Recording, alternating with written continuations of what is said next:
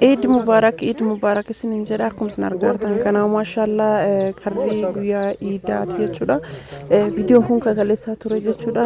Garuu gad isiniif dhiise har'a kalee naan mijanne waan ta'eef viidiyoo kana jechuudha jalqaba irraa ga xumura lamaatti wajjin maashaallah akkam namatti tola maatii wajjin dabarsuun isinin jedha.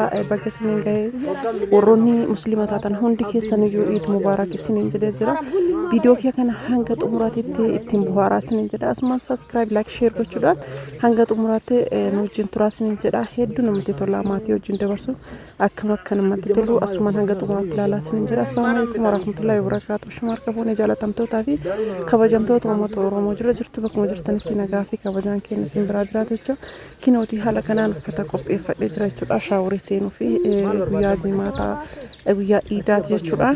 Akkasiin argitan kanatti uffata qopheeffadhee jira. Shaaworii seenuudhaaf kan deemaa jiru jechuudha. Viidiyoo kana hanga xumuraatitti yoo ilaaltani irraa ittiin bu'aartan jedhee abdii guddaa sinirraa qaba jechuudha. Uffata kiyya qopheeffadhee ka'ee booda chaamboo kiyya fudhadhee jira jechuudha. Shaaworii seenuudhaaf akkuma isin argitan kana kinuuti shaaworii seenaarra bishaan baay'ee qorra jechuudha. Hedduu qorra garuu hojii irraa ka'anii yoo seenan hedduu namatti tola jechuudha. Bishaan qorrullee bishaan qorraa hedduu namatti tola jechuudha. Qorra hojii irraa yoo ka'anii seenan fuuraa saniin jechuudha. Hedduu namatti tola baay'ee namatti tola jechuudha. Yeroo arraakaatan wanta qorraa isin barbaachisa waan ta'eef haala kanaan uffadhee geessa jira jechuudha. Viidiyoo namni na waraabuun jiru hanga danda'e tokkoon xiqqoo isiniif mul'ata jedhee isiniif waraabaa jira jechuudha. Haala kanaan erga geessee ka'ee booda deemuudhaaf gara alaa baanee jira jechuudha. Kinooti namni abbaan mana kiyyallee jira jechuudha.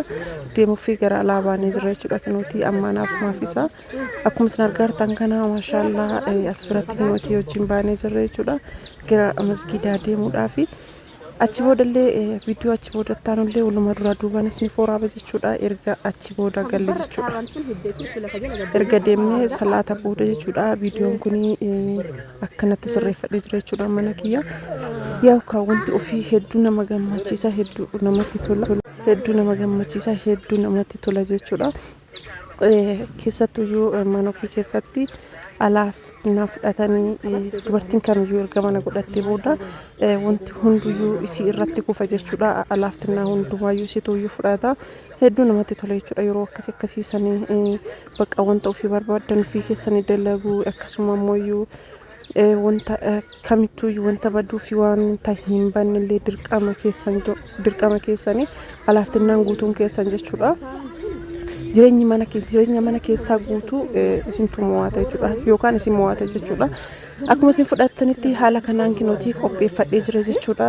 Hedduu ulfaata namni gargaarullee waan hin jirreef jecha baay'ee ulfaata jechuudha. Haala kanaan kookisiillee kinoo isin waraabee jira. Aynata tokko isin waraabee aynata tokko isin waraabuun baay'inaan mijannee waan ta'eef kinootii haala kanaan kennitti tollee cimmaqillee qopheeffadhee jira jechuudha. Wantummaan kamiyyuu wanti ofiitti hojjetanii wanti ofiitti qopheessan namatti tola hedduu nama gammachiisa. Yeroo aaranillee yeroo gammadanillee mana ofii keessa dabarsuun baay'ee namatti tola jechuudha. Keessattuu dubartii taatanii alaaf wanti hunda yoo isin irratti kufu hedduu isinitti tola jechuudha. Yoo kaayyoo cinqamtanillee yeroo tokko yeroo isin gammachiisullee hin jira jechuudha. Argitanii osoo mana namaa akka dhaqaniiti osoo mana namaa akka ta'uuti mannummaan kunuyyuu fi osoo ofii ta'e garaagarummaa inni qabu argitanii akkuma yoo alaaftinaan keessan ta'e isin cinqusan akkasuma isin gammachiisallee guyyaan isin gammachiisullee jira guyyaan isin cinqullee jira jechuudha. Maashaallah walumaa galatti haala kanaan jechuudha. Haala kanaan qopheeffadhee jira jechuudha. Mana kiyya hedduu natti tola manni kiyya maaliif yeroo aarullee yeroo gammadullee jechuudha. Isa keessatti dabarsaa isaan buhaara waan ta'eef alaa ol isin waraabaa jira jechuudha. Amma haala gadi bahee hedduu natti tola hedduu na gammachiisa.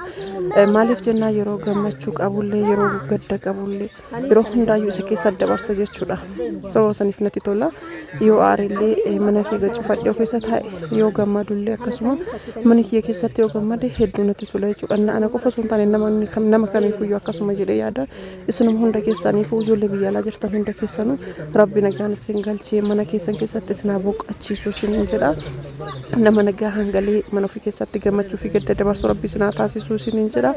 Inshallah yeroo guyyaa tokko mana keessan keessatti dabarsuun hin oolu.